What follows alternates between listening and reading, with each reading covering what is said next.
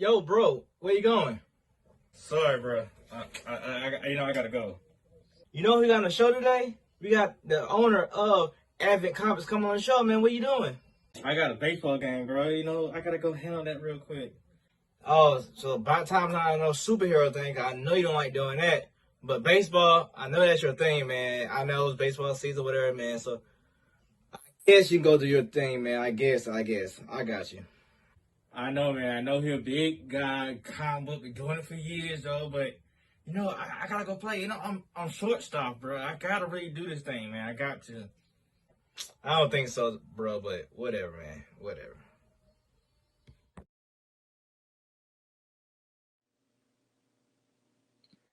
All right, you already know what this is, man.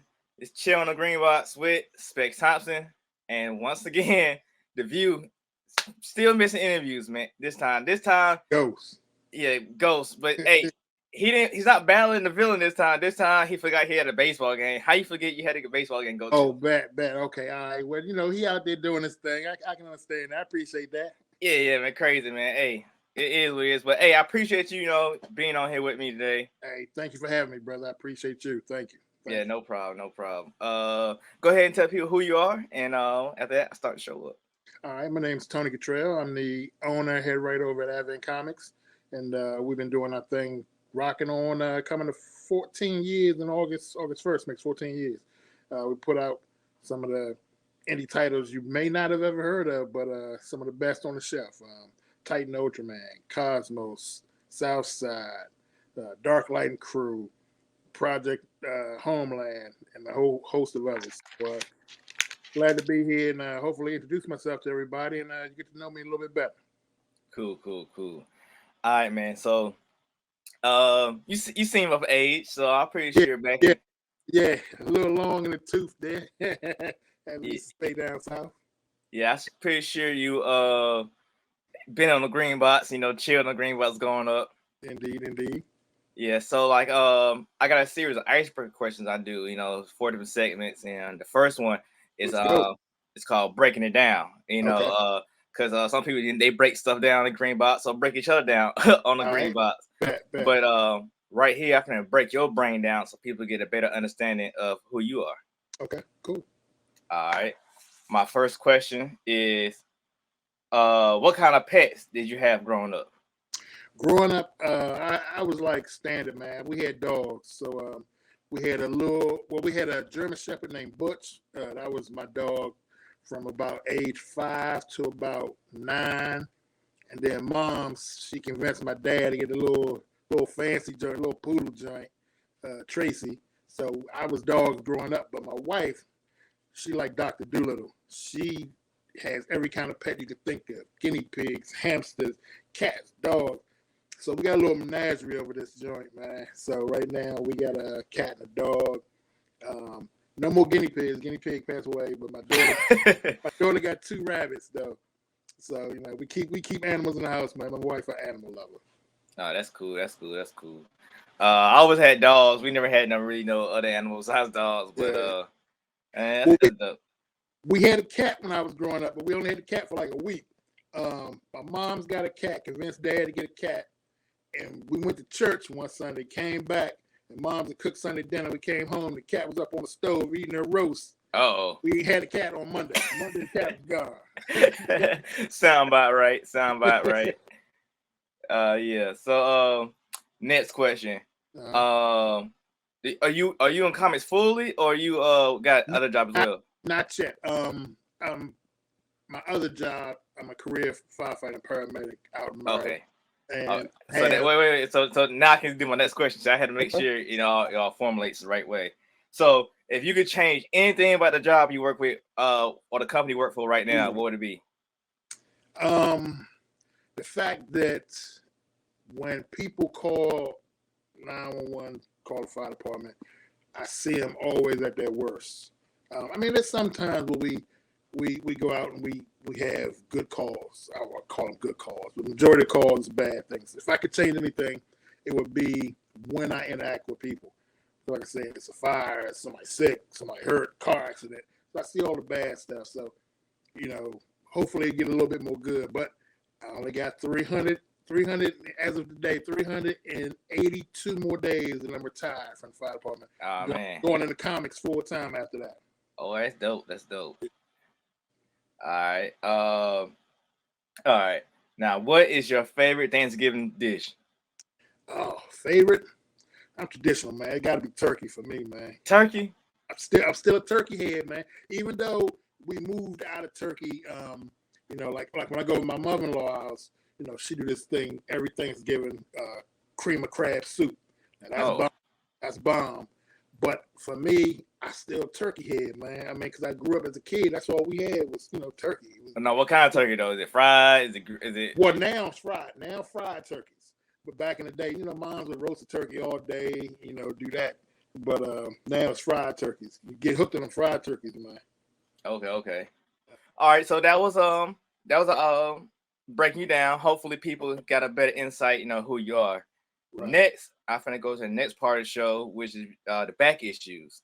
Okay. You know, being in comics, you know all about back issues. Yes, sir. So typically, for people who don't know, for the back issues, you want to learn about a character. So if you want to learn about Wolverine, you'll go to his back issues and find out about his origin.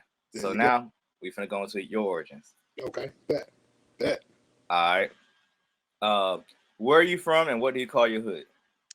Well, I'm from the Washington, D.C. area. Born and raised in D.C. Moved when we was kids, maybe about 6. I think I was 6 years old. Moved to a suburb right outside of D.C. called Suitland, Maryland. Skyline, that's been my home for forever. I still live in Maryland. That's where I reside right now before I retire.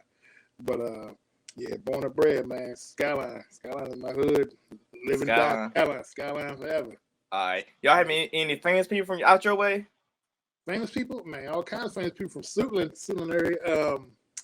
Let's see who you want to go with. Rick Bo don't live too far from where I'm at. Former boxer. We got football players. Kevin Durant came from PG County, not too far from where we were.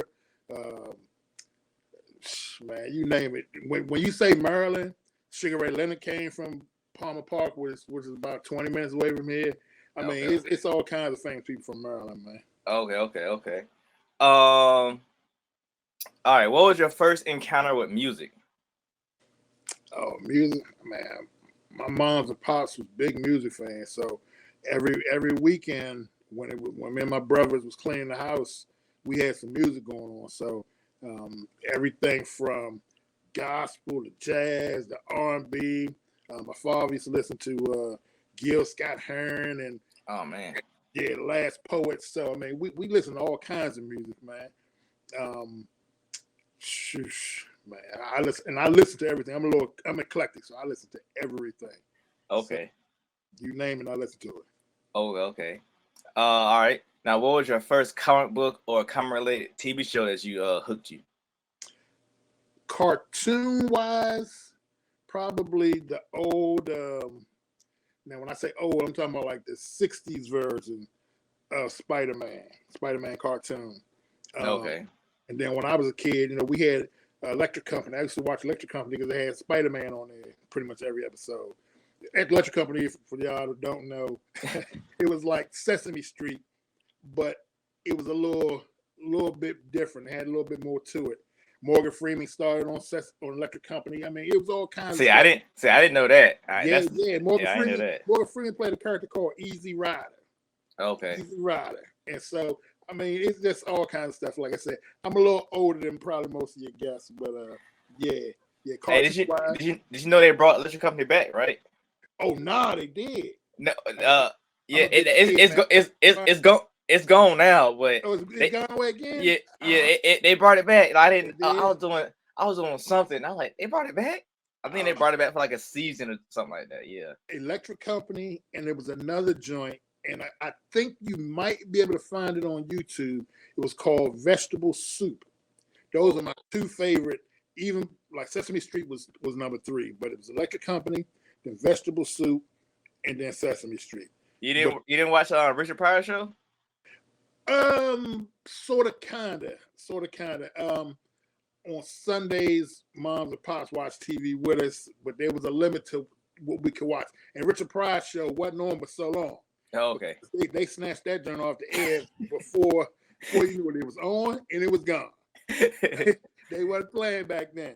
But I mean, it wasn't bad, but still, you know, Rich was rich. Yeah. The show that did not last that long. But we watched stuff like together. We watched like the Jacksons. Jackson 5 had a show. We watched the Flip Wilson show together. Like I said, now I'm really telling how old I am. But yeah, we watched a lot of good stuff together. And back then, Disney had like a movie they did every Sunday night. So you watch the Disney movie from 7 or whatever, and then it was bedtime for us. Mm-hmm. But yeah, that was it, man. That was it. That's dope. All right. A last question. When did you find out that you're a blurred?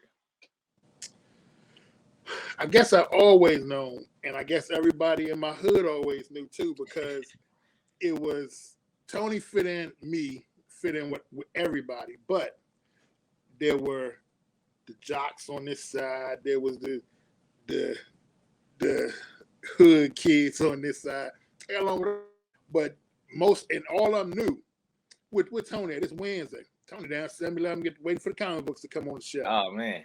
I mean, that's how it is, and everybody who grew up with me knew. They was like, "Oh, this Joker, he in comic books hard. So I mean, I've always been a blur, and back then we didn't call it anime, but I was watching anime with Kimba, Speed Racer. We had shows called Battle of the Planets, Gatchaman, which is precursor to like something that you would consider like Power Rangers. Gatchaman, Battle of the Planets came before Power Rangers. You had cartoons like Gatchaman, that's G-Force, right? G-Force, yeah, G-Force. So, I mean, we had all kinds of cartoons. We didn't call, like I said, back then we didn't call them anime, but we were watching anime before it was a thing. So then, as time went on, Robotech, we were watching that, you know, all kinds of stuff. So I've always been into some of the tenets. Played video games, had the first Atari. So, I mean, I've always been a blur. Comics, gaming, anime. So I've always considered myself a blur. We just didn't have a term back then. Mm-hmm. All right, that's dope. All right, that was a little bit of your little back issues, you know. Hopefully people got a good foundation, you know, what you grew up like. Yeah, actually, I don't think I've ever told anybody half this stuff so far. Hey, that's why I try to make my show different, man. Like, I don't want people to just come in here and be like, hey, I got a Kickstarter coming out, blah, blah, blah, blah. Exactly. And you don't care about nothing else. But see, I want to show that you get learn about the creator and, you know, what, and make you feel like, hey, he was a dope dude. Let me go to his website, you know, or do whatever, you know. Well, cool. That's cool. I like that. Yeah. So my next part of the show is called, I forgot. Oh, the hot, your hotkeys. The hotkeys, right? Okay.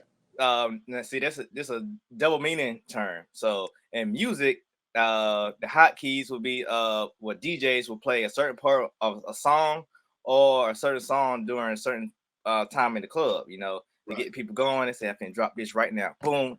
Right. And it comes on. Everybody on the floor. Yep. Right. Or then in comics is the major keys, the major issues you want to grab. You want to slap those. You want to get those graded. You want to put those up like, hey, I got this right here. This is, you know, this is it. Okay. So for this part of the show, it's points and topics that you want people to know about, specifically about you and what you got going on. Okay. All right. So the first one I got is, what made you start Advent Comics? Actually, the short answer was, at the time, I felt there were no comic books on the market that was grabbing my attention. Milestone had left. There was no real effort towards putting black characters out there, and everything was like grim and dark. I mean, it was like everything. When I say everything, Daredevil, Punisher, Wolverine, even DC had moved to like the dark, grim and gritty stuff. And I was like, man, I don't want to see that all the time. I want some other stuff. And then there was no real black characters who had their own books. So I was like, psh. And then I went to Comic-Con one year and went to the Black Panel, which is, if you've never been to Comic-Con, San Diego Comic-Con, got to go to the Black Panel. Michael Davis put on an excellent show. It's more than a show. It's like a collective of Black people, creators, non-creators, people in the industry, not in the industry, all coming together, uplifting Black and persons of color in and out the comic book industry. Okay. So after that spent an hour at the Black panel, I was like, bet I'm gonna do this. I was like, I'm gonna do this. And I had always fascinated with comic books when I was growing up, and did a little bit of writing. So as soon as I got home, I started putting the pieces of Advent together, and I already had my prior business going on. So I was just like, bet it'll fit right along with the entertainment company I already got going on. So Advent was born August 1st, 2009. And here we are today, still rocking strong. So Bet. That's what's up, man. That's what's up. So you've been on 14 years in the game. But why do you think it's so hard for comic book creators to sync together their books with their merchandise? Ooh, books and merchandise together. A lot of it is, how can I say this without? Do it. That's my words. A lot of it is it's a level of dedication you got to have. You have to be in it 140% if you're going to take on that many hats at one time. A lot of creators are quick to say, hey, concentrate on one title at a time, get that off the ground, which is the way to go, especially if you're a new creator. Work on that one title, get a few issues out, put your next idea out after that, whatever. But me, I don't do things traditionally, so I just hit the ground running. So I had a universe all mapped out in my head. So in order to get that universe put together, I had to do one title here.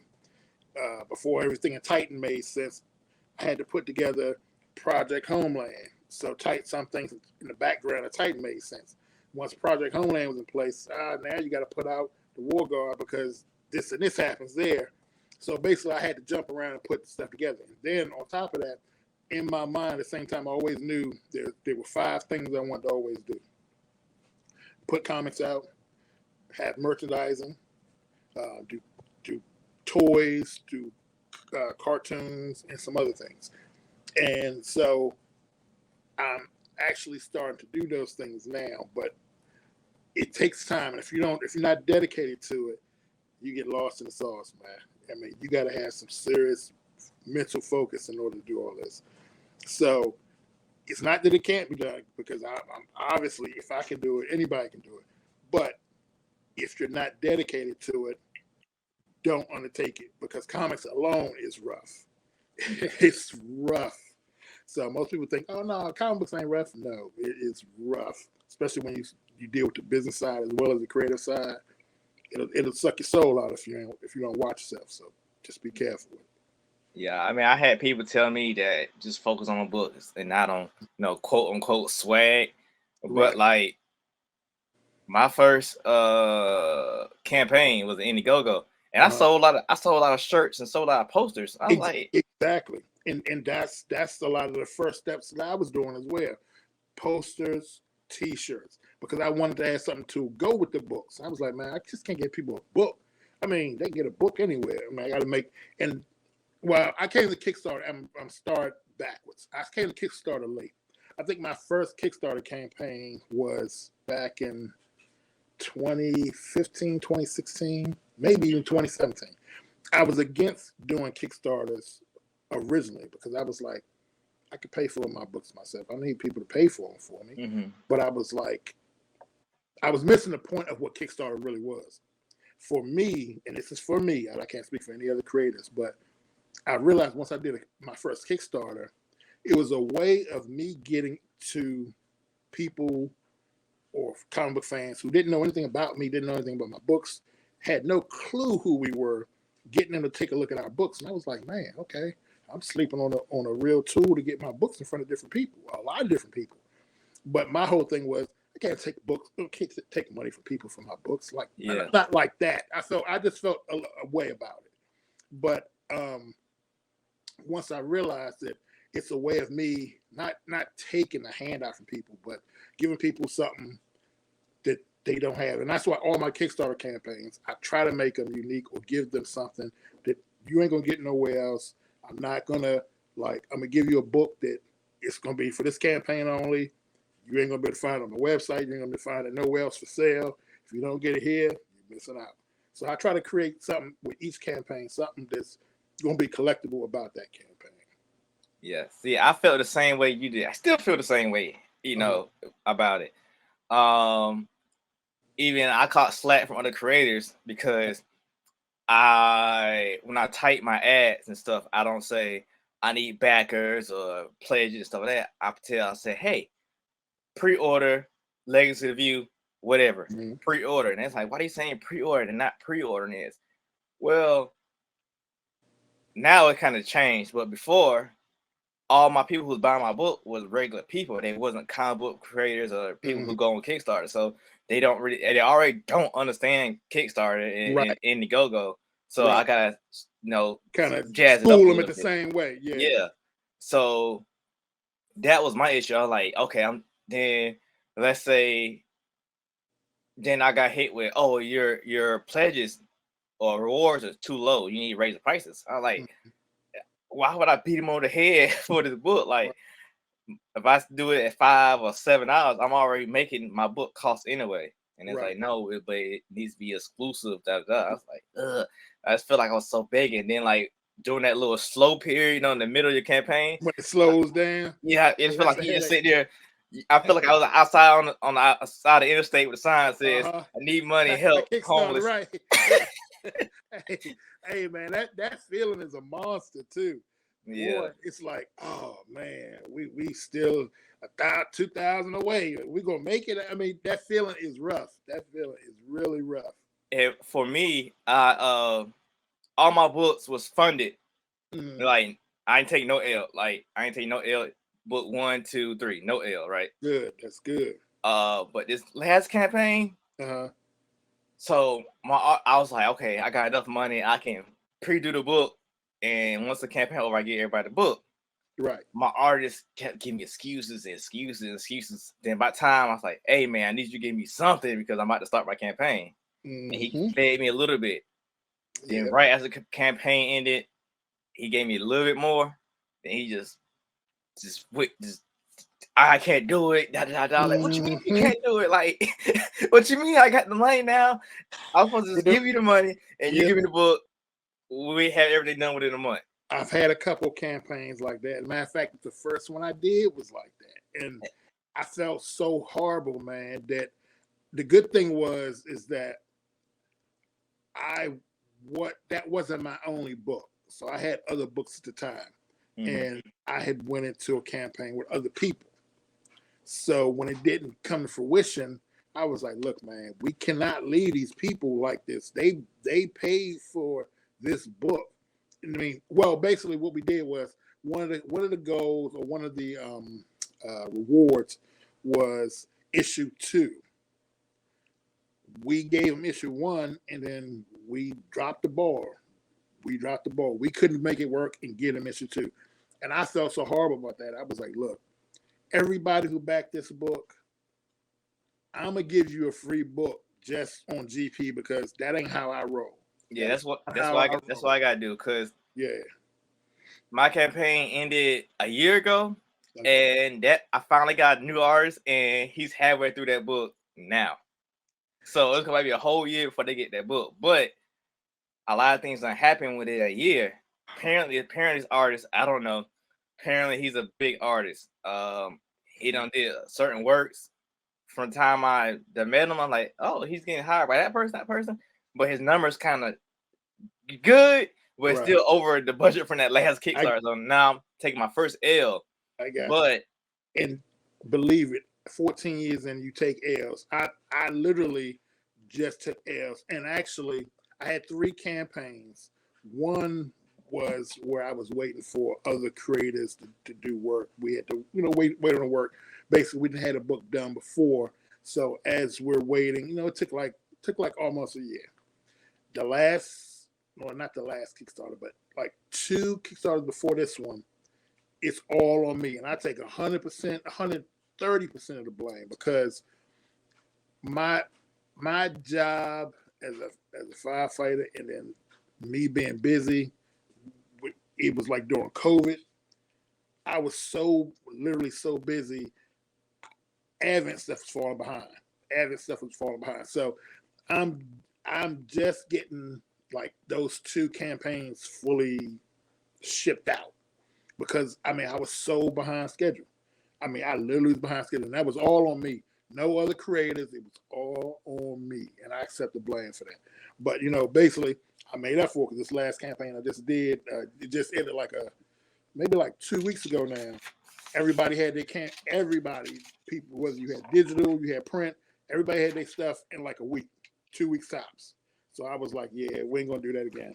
I had to make up for them past 2 campaigns. So, and I'm gonna guarantee any future campaigns I'm gonna be on it too. So don't worry about it. If anybody out there ever want to rock with us, I got you, and I'm gonna make sure your campaign comes to you quick. The rewards come to you quick. Cool. All right. How was it being in or featured in MIDTOWN Comics? Oh man, when I found out I was in MIDTOWN, it was a joy because I've ordered comic books from MIDTOWN for years. Never once would I think that my books would be there.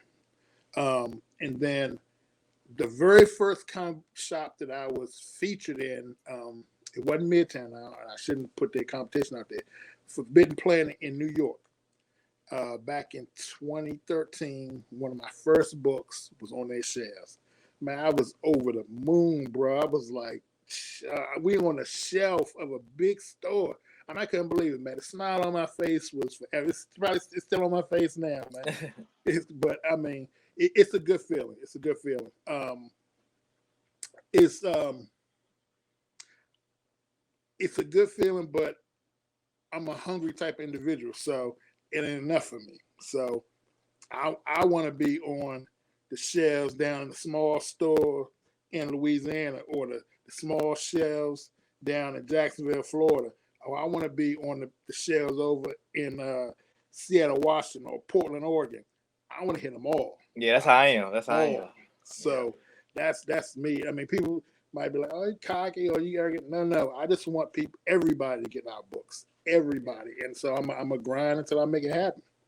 Yep, that's how. I think I'm in five or 6 stores now.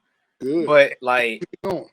But like, I don't like when I tell people, they say, "Okay, we're gonna buy 5 books, 10 books from you, right?"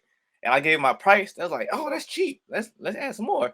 I'm like, what are everybody else charging y'all? Like, first of all, do you know how big that is? That you can say that you're in 5 different stores. Yeah. Not everybody can do that, bro. So, you're a humble dude, but applaud yourself in your efforts, because if everybody could do it, it'd be done. But you doing it. You're in 5 different stores with your book on the shelf selling. That's a big thing, man. That's a big thing. So don't let nobody take that shine from you, bro. Congratulations on that. I appreciate it. I just went to a comic book shop in Atlanta. Challenge that feeling. Tony yeah.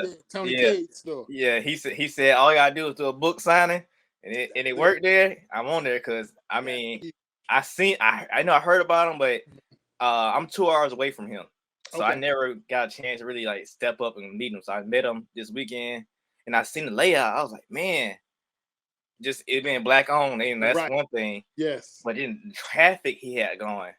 My local comic book store, we had 2 of them down. I live in Augusta, Georgia.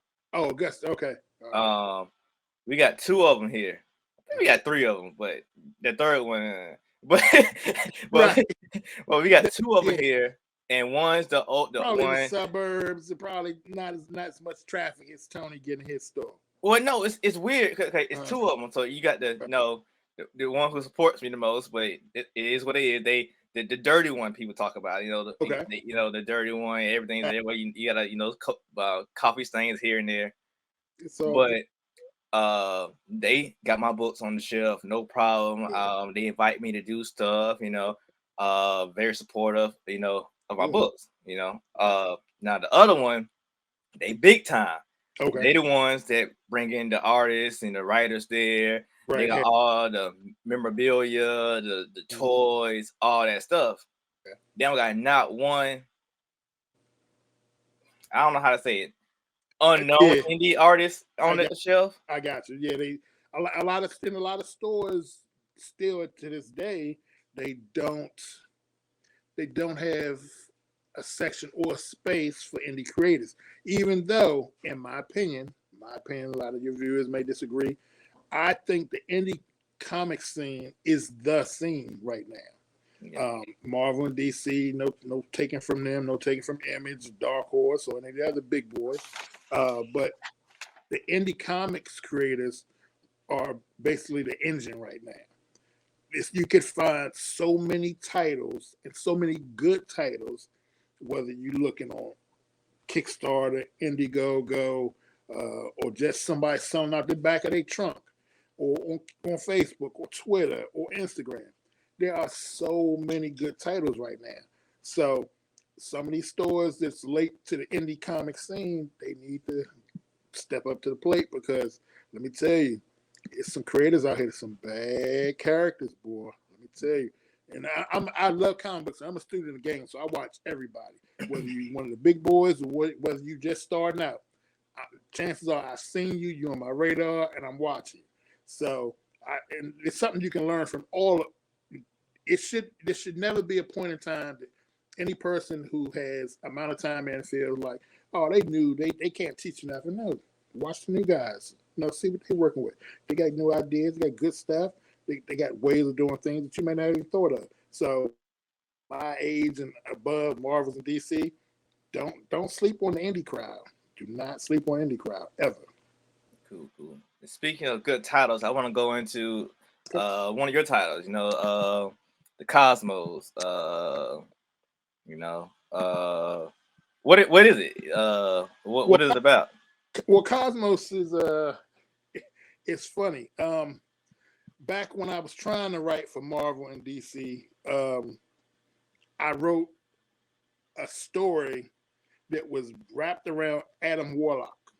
Okay. It was wrapped around Adam Warlock when Marvel had brought him back for a time. This is like late 90s. Yeah, it was late 90s, like 97-ish, 98-ish, up to like 2000. Anyway, I wrote a story, and Cosmos was, I've always been a big fan of Marvel's cosmic stuff, DC's cosmic stuff. So the Jim Starlins, the Jack Kirbys, the Ditkos, I've always liked their work. And Cosmos was my way of telling a story with those cosmic characters that I grew up with and wanted to use.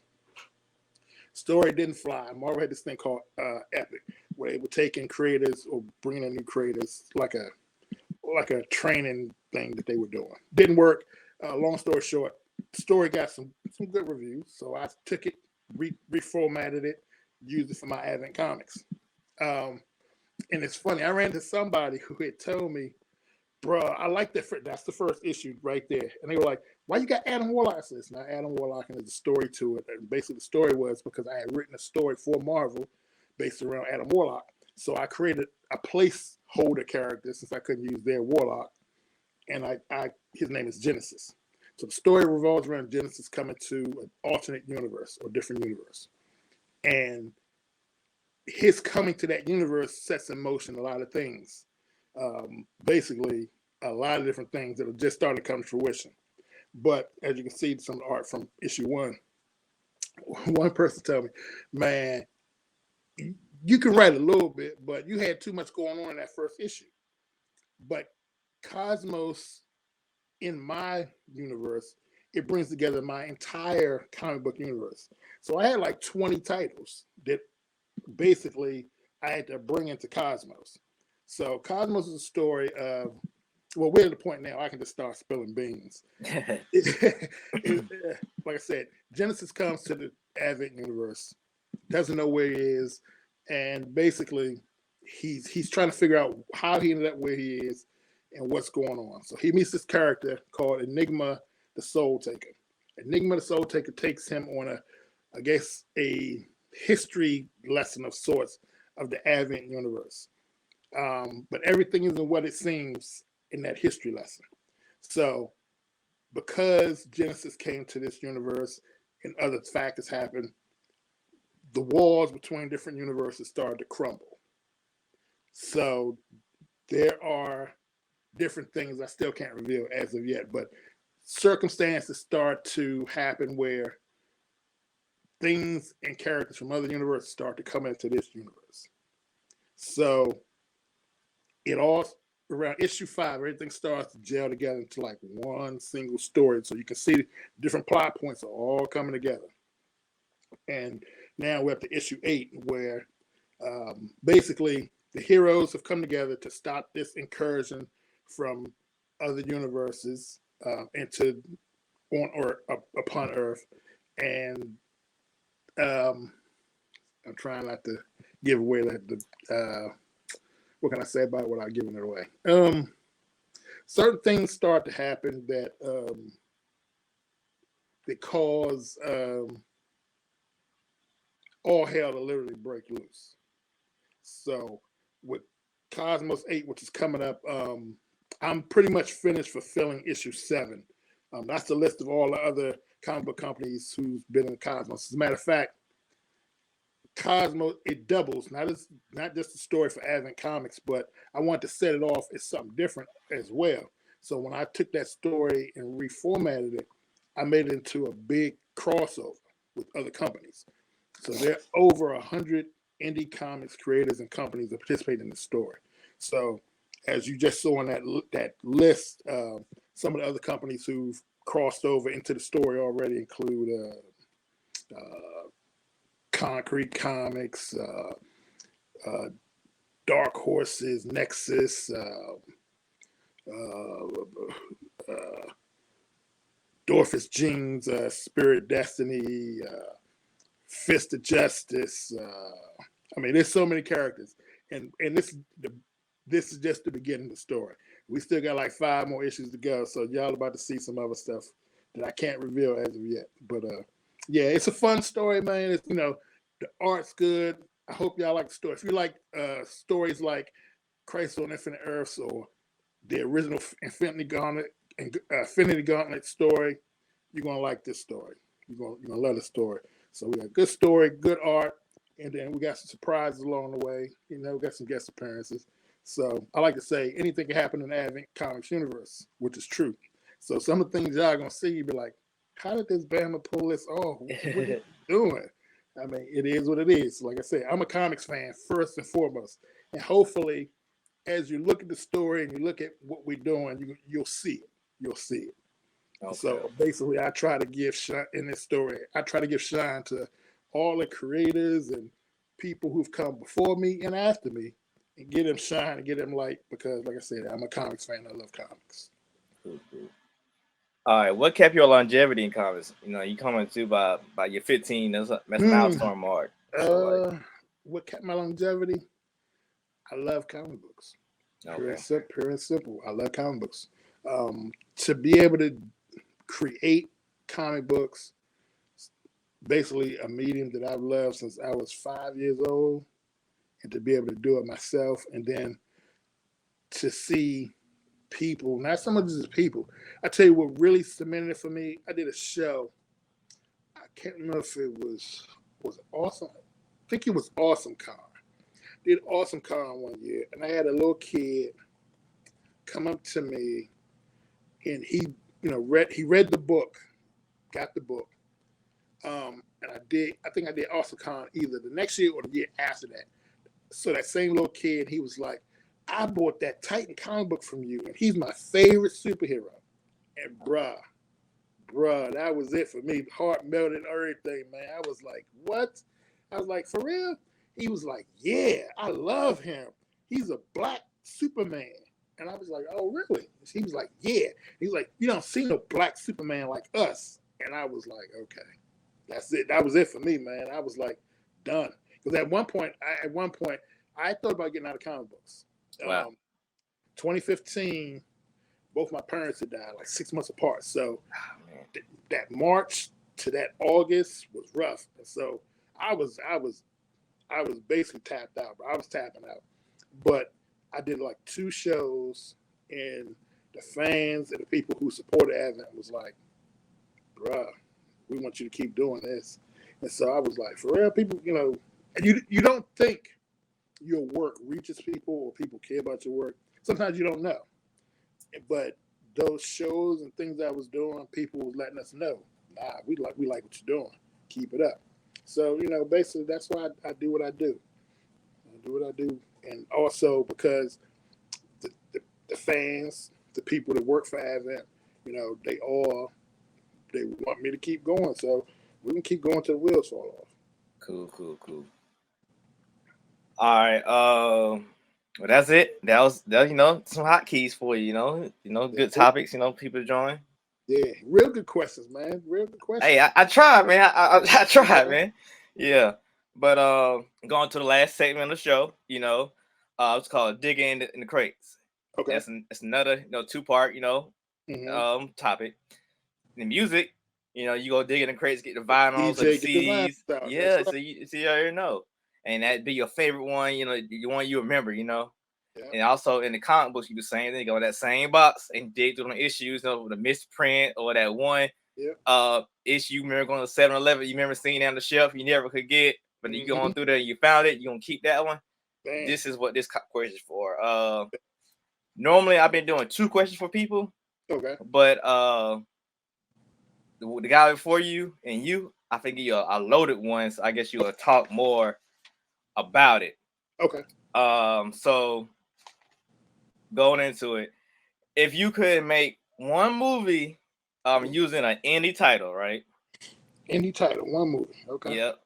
But that indie title will launch. You have to use that indie title to make a movie, and by that movie being so good, it will launch your titles into being an MCU universe. Which one you will produce? Which one of my titles would I make a movie first? No. Somebody else. Let me run it back. So, which indie title would you use to make a movie out of? Okay. Which cement you as like a producer or a writer or whatever it was, then you can use that to promote your titles as an MCU like franchise. Oh, okay. Yeah.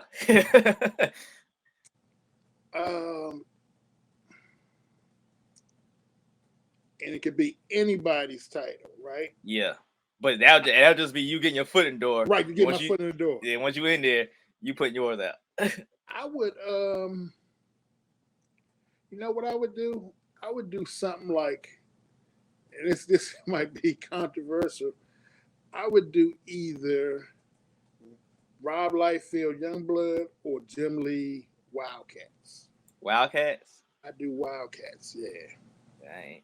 Yeah. All right. Because both of those titles are wild, imaginative for their time, and they came with a certain expectation on the art.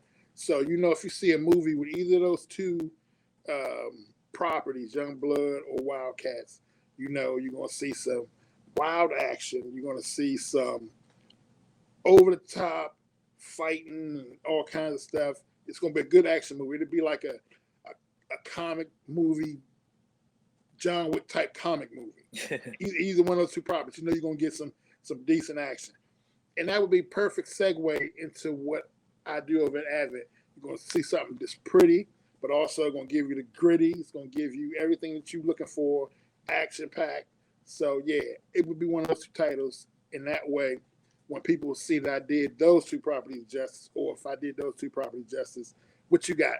Oh, I bring in my own universe. It's just similar like that. So, yeah, I would go with one of those two. I would lean towards Wildcats because I was a huge Jim Lee fan. When I tell you Backlash, where he went and did Stonewatch, man, it was everything was a hit from him.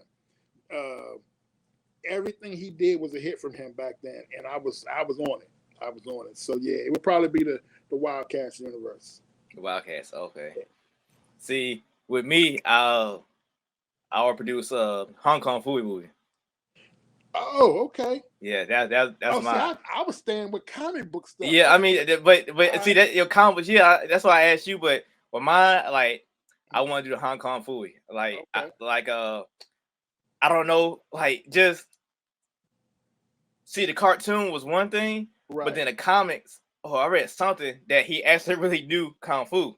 Right. just the cartoon made him goofy, but I guess in the books he's really knows it. DC crossed over with the Hanna-Barbera characters for a while, and I think there was Kung Fu and Black Lightning. Yeah, I can't remember which one it was, but Hong Kong Fooey has his own book with a DC character, so you might want to go look for that joint. I know it was like Space Ghost and Green Lantern, Green Lantern, yeah, Scooby Doo and Batman. Yeah.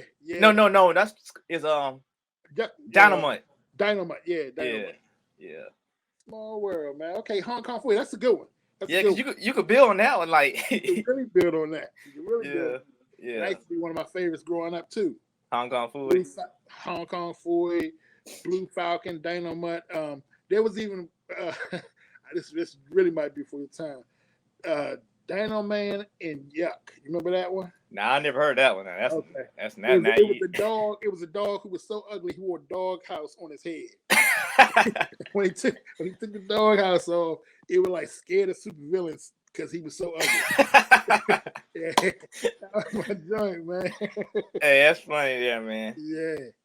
Hey, but that's the end of the show, man. Thanks for being on, man. Brother, thank you for having me. It's been a pleasure. Thank you very much to you and your fans for letting me come on and just talk about anything and everything. I appreciate it. Yeah, no problem, man. And let the folks know where they can find you at if they want to grab some books from you and whatnot. All right. Well, I'm on social media. I spend part of my time like all over the place. You can find us on Facebook, myself, Tony Kittrell, or Advent Comics on Facebook. We're on Twitter as Advent Comics, Instagram Advent Comics, TikTok Advent Comics. You can get books from us either from our website, adventcomics.com. You get us on Amazon, Barnes & Noble, Comixology Unlimited, Drive Through Comics, Any Planet. We're on Kindle, iTunes Store, your local comic book shop, of course. Get us through previews, Kickstarter. I would say Indiegogo, but we don't have that much good luck. Now, 3 of my campaigns on Indiegogo were successful, but I don't have that much good luck on Indiegogo. But I do want to reach all comic book fans, so I don't want anybody to feel slighted. So I might do an Indiegogo again, try to reach those fans as well. But yeah, basically, I'm gonna be all in your faces because, like I said, I'm trying to bring our books to everybody. I want everybody to see what we're working with at Advent Comics. I think once you see our stuff, you'll like our stuff. So give us a chance. We got a Kickstarter coming up at the end of April, beginning of May. Cosmos 8. Don't worry if you haven't seen the series. We're gonna have tiers where you can get the back issues, digital or print, whatever is your pleasure. Basically, come along for the ride. And it's starting to get good now. When I tell you it's getting ready to get real good. And you're going to see some stuff that you're going to be like, no other comic book company is doing this kind of stuff or bringing this kind of heat. So I'm telling you now, fair warning, you need to pick these books up. These will be your key books. Trust me. Oh, my man. You got 6. Yeah. Thank you. Thank you for your support. And I'm sorry it took so long. That was one of the books where I told you I had to wait for a while. And then it was me working during the COVID. Man, we was getting slaughtered. When I tell you, it literally just started here in our area. It just started slowing down to the point where I finally have days off again. Wow. Because at one point, we was working nonstop. My son was like, man, I want to do that firefighting thing. He was like, you were like a slave on the plantation. You don't never come home. I'm like, hey, we just lost our paramedics here. You lost them. The city didn't want to pay the extra money. Oh. So now the state the state has to come in and pay whoever to do the ambulance service. I'm not gonna say where you are, but I know who you are because they're union brothers. I know what you're talking about now. Okay. Say no more. I know what you're talking about. Yeah. So I was like, man, it's wild. So now we got all kind of different ambulances going around the city now. Y'all have private ambulances. Those are private service ambulances that are running your calls, I'm not taking nothing from them because they have accreditation too. But yeah, that's rough, man. Rough. Yeah. And like I said, because I'm always on duty, even for these last 300 some days, I'm a temper what I say. But after I become retired, then I'm gonna talk. All right, man. Appreciate you. Anytime, brother. I appreciate you so much. Thank you, viewers, and I appreciate you, man. All right. All right, bro. I'm back. Told you I was gonna come back, man. I told you I was gonna come back. Yeah, I see. Oh, he's already gone? Oh, man. My bad. Yeah, he already gone, man. Show's over, man. We didn't end the show right now. Yeah, we might as well just wrap it up. You already know this is, man, Chill on the Green Box with Specs Thompson. The View, from the Legacy of the View. And you need to follow us, subscribe, like us, do everything. Share it, man. Help us, get more famous and whatnot. And keep everything going. And you know what? If you want to be on the show, contact us. You can be on our show too. If you want to sponsor it, you do that too. Just hit us up and we get to you. For sure. And you know what? We're out.